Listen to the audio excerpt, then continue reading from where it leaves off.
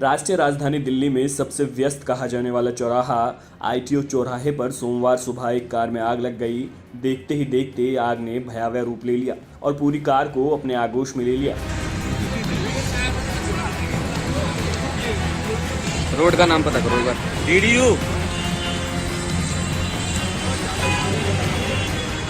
इसको पता है तो डीडीयू मानेंगे। प्रत्यक्षदर्शियों के मुताबिक चलती कार चौराहे पर आग का गोला बन गई थी। भीषण आग के बीच कार चालक ने किसी तरह कूदकर अपनी जान बचाई। सूचना मिलते ही दमकल की गाड़ियां मौके पर पहुंची और कड़ी मशक्कत के बाद आग पर काबू पाया गया। जानकारी के मुताबिक कार में आग से किसी के हताहत होने की सूचना नहीं है। कार में सवार लोगों को सकुशल बचा लिया गया है।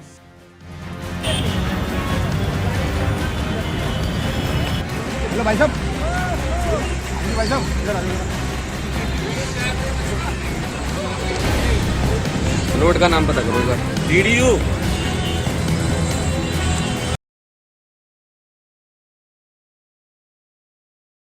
नेपाल के भावी प्रधानमंत्री पुष्प कमल दहल को पीएम नरेंद्र मोदी ने रविवार को बधाई दी। बता दें कि पुष्प कमल दहल राजनीतिक गलियारों में प्रचंड के नाम से भी जाने जाते हैं। मोदी ने कहा कि वो दोनों देशों के बीच दोस्ती को और मजबूत करने के लिए प्रचंड के साथ काम करने को लेकर उत्सुक हैं।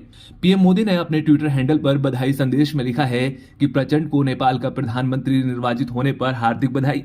भारत और नेपाल के अद्वितीय संबंध गहरे सांस्कृतिक जुड़ाव और जनता से जनता के बीच गर्मजोशी भरे संबंधों पर आधारित है। मैं इस दोस्ती को और आगे बढ़ाने के लिए आपके साथ काम करने को लेकर उत्सुक हूं। गौरतलब है कि communist party of Nepal Maoist centre के अध्यक्ष दहल ने नई सरकार बनाने के लिए संसद के 169 सदस्यों का समर्थन हासिल करने के बाद तीसरी बार नेपाल का पीएम नियुक्त किया गया है। उन्होंने साल 2008 से साल 2009 तक और फिर साल 2016 से 2017 तक नेपाल के प्रधानमंत्री के रूप में कार्यभार संभाला है। बता दें कि यह गठबंधन की सरकार है। दरअसल 6 दलों के गठबंधन ने पुष्प कमल दहल को प्रधानमंत्री के रूप में पेश करने का फैसला किया है। साथ ही इसमें एक समझौता भी किया गया है जिसके मुताबिक दहल 2.5 साल तक सरकार का नेतृत्व करेंगे। गौरतलब है कि नेपाल के राष्ट्रपति ने प्रतिनिधि सभा के किसी भी सदस्य को प्रधानमंत्री पद के लिए दावा प्रस्तुत करने के लिए बुलाया था, जिसके बाद 68 साल के पुष्प कमल दहल ने रविवार को शाम 5 बजे राष्ट्रपति द्वारा दी गई समय सीमा पूरी होने से पहले दावा पेश किया था। राष्ट्रपति कार्यकाल के मुताबिक नवनियुक्त प्रधानमंत्री का शपथ ग्रहण समारोह 26 दिसंबर को शाम 4 बजे होगा। सीमा पर दुश्मनों को मजबूती से सबक सिखाने और चुनौती देने के लिए भारत सरकार अपनी सैन्य ताकत में लगातार इजाफा कर रही है। इसी बीच केंद्र सरकार ने बड़ा फैसला लेते हुए प्रलय बैलिस्टिक मिसाइल खरीदने का फैसला लिया है। बता दें कि फैसला ऐसे समय में लिया गया है जब हाल ही में चीन के साथ सीमा विवाद और पाकिस्तान के साथ तनावपूर्ण संबंध और तेज हो गए। दरअसल रक्षा मंत्रालय ने एक बड़े फैसले में भारतीय सशस्त्र बलों के लिए लगभग 120 प्रलय बैलिस्टिक मिसाइलों की खरीदने को मंजूरी दे दी। इन मिसाइलों को चीन और पाकिस्तान के साथ लगती सीमा पर तैनात किया जाएगा। बता दें कि चीन और पाकिस्तान दोनों के पास बैलिस्टिक मिसाइलें हैं जो सामरिक भूमिकाओं के लिए हैं। सूत्रों ने कहा है कि डीआरडीओ की ओर से विकसित मिसाइल को और विकसित किया जा रहा है और अगर सेना चाहे तो इसकी सीमा को काफी बढ़ाया जा सकता है।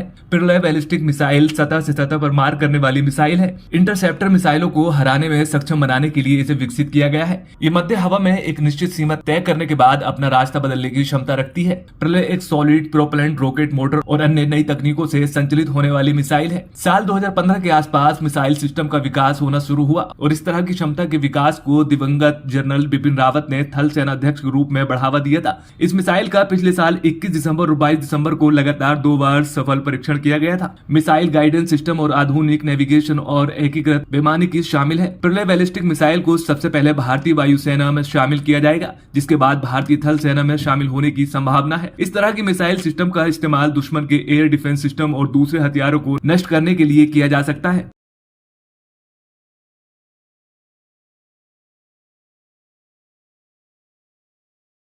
कांग्रेस की भारत जोड़ो यात्रा इन दिनों दिल्ली में है। फिलहाल यात्रा को आराम दिया गया है। 3 जनवरी से भारत जोड़ो यात्रा फिर से शुरू होगी।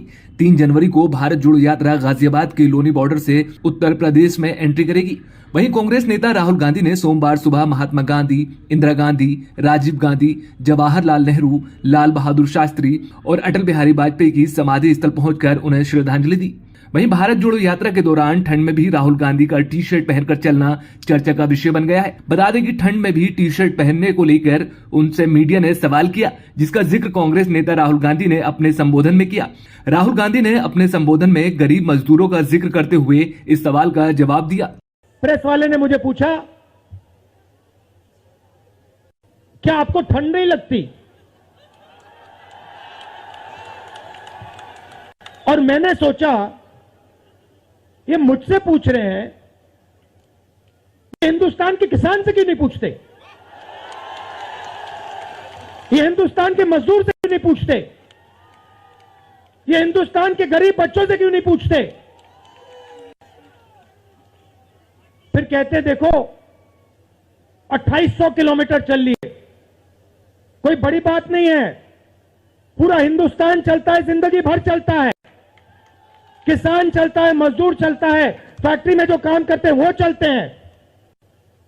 तो हमने ये कोई बड़ा काम नहीं किया भाइयों और बहनें, पूरा हिंदुस्तान करता है, रोज करता है। हम 2800 किलोमीटर चलते हैं, किसान शायद जिंदगी में 10,000, 15,000, 20,000 चल लेता है। तवांग में चीनी सैनिकों से झड़प को लेकर राहुल गांधी का बयान खासा सुर्खियों में रहा था, जिसे लेकर बीजेपी ने कांग्रेस पार्टी को जमकर घेरा था। अब एक बार फिर राहुल गांधी ने पाकिस्तान और चीन को लेकर बयान दिया है। दरअसल राहुल गांधी का एक वीडियो उनके YouTube अकाउंट पर अपलोड किया गया है, जिसमें वो कहते हुए नजर आ रहे हैं कि चीन और पाकिस्तान एक हो गए हैं।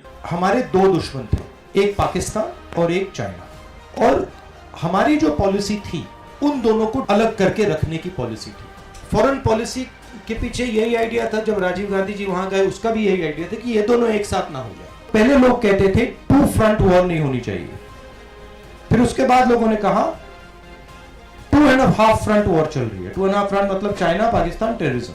आज एक ही फ्रंट है, मतलब चाइना और पाकिस्तान एक हो गए, और कोई भी युद्ध होगा वो एक से नहीं होगा, दोनों से होगा। ये दोनों अब एक साथ सिर्फ मिलिटरीली नहीं कर रहे हैं, इकोनॉमिकली भी काम कर रहे हैं। दरअसल राहुल गांधी ने भारत जोड़ो यात्रा के दौरान सेना के पूर्व अधिकारियों के साथ संवाद किया।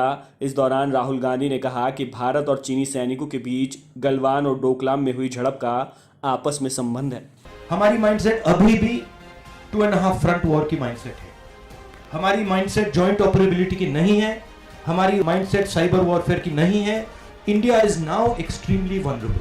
China and Pakistan are both preparing a surprise for us. That is why I keep repeating that the government cannot keep quiet. जो बॉर्डर पे हुआ है सरकार को पूरे देश को बताना चाहिए, और जो भी एक्शन हमें लेना है हमें आज शुरू करना है। एक्चुअली हमें एक्शन 5 साल पहले शुरू करना था, वो हमने किया नहीं। अगर हमने ये जल्दी से जल्दी एक्शन नहीं लिया तो देश का बहुत बड़ा नुकसान होने वाला है। And I am extremely concerned about what is happening on the border in Arunachal, what is happening on the border in Ladakh, and I think Galwan and Doklam are linked, and they are part of a Chinese strategy to sooner or later hit us jointly with Pakistan.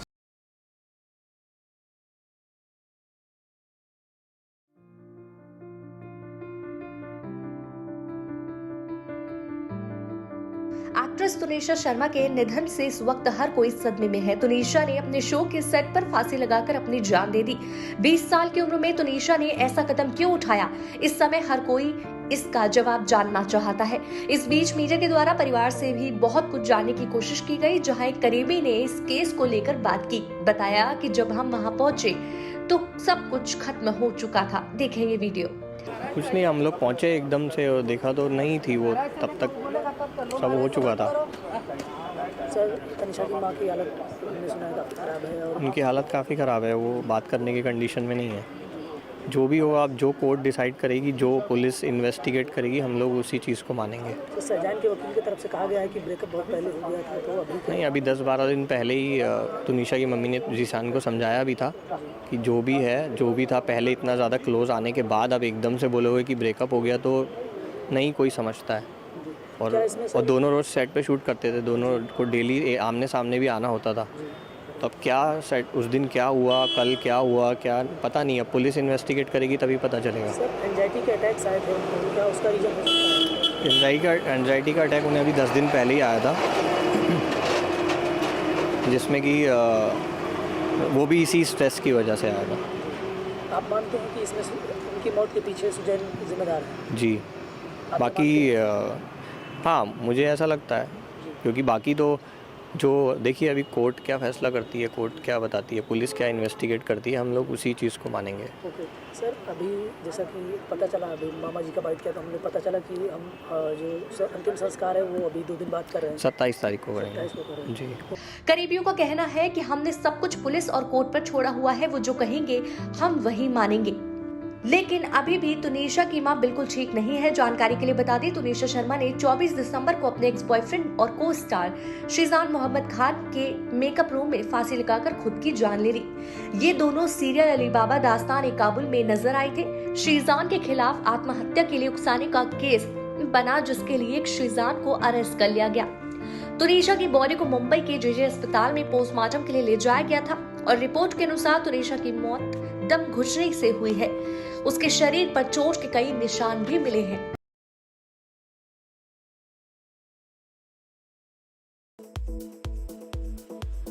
Big boss season 16 के ex contestant अंकित गुप्ता हाल ही में show से बाहर हुए हैं। इस बात से सबसे ज्यादा शॉक और नाराज उनके फैंस हैं, क्योंकि इस बार वोटिंग लाइन बंद थी और बिग बॉस ने घर वालों की वोटिंग के अनुसार उनका एलिमिनेशन किया। अब बाहर आकर मीडिया से बात करते हुए अंकित गुप्ता ने अपनी बातों से बिग बॉस को बायस्ड बताया। साथ ही कहा कि अगर उन्हें वाइल्ड कार्ड एंट्री का मौका मिले तो वो प्रियंका के लिए वापस जरूर जाना चाहेंगे। देखिए ये वीडियो।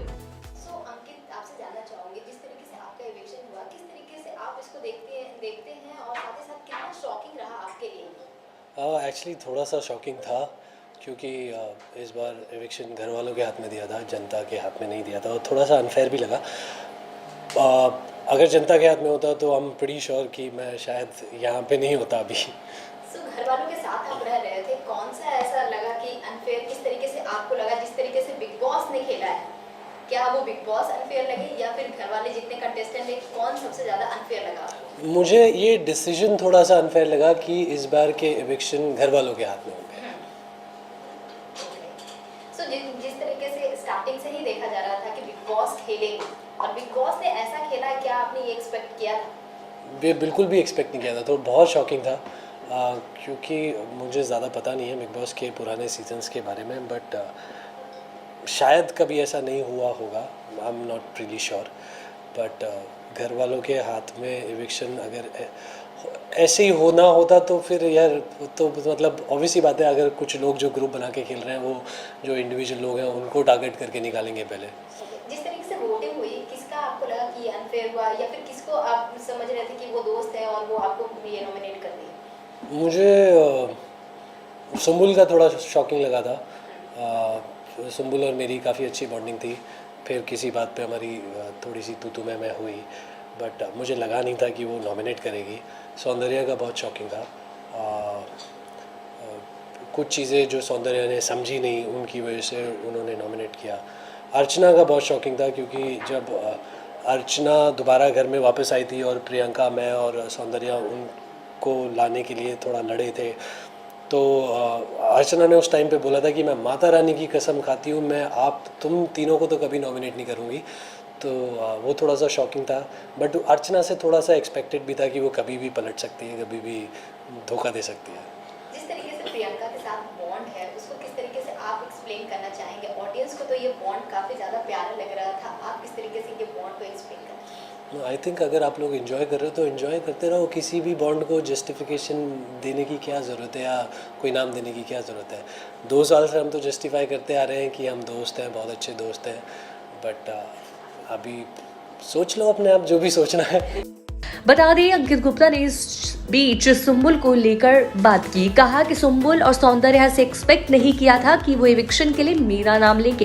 हालांकि अंकित ने बिग बॉस में प्रियंका के बाद अपना सच्चा दोस्त साजिद खान को बताया और इच्छा भी जताई कि बाहर भी उन्हीं से दोस्ती रखना चाहेंगे। Subscribe now and press the bell icon. Never miss an update.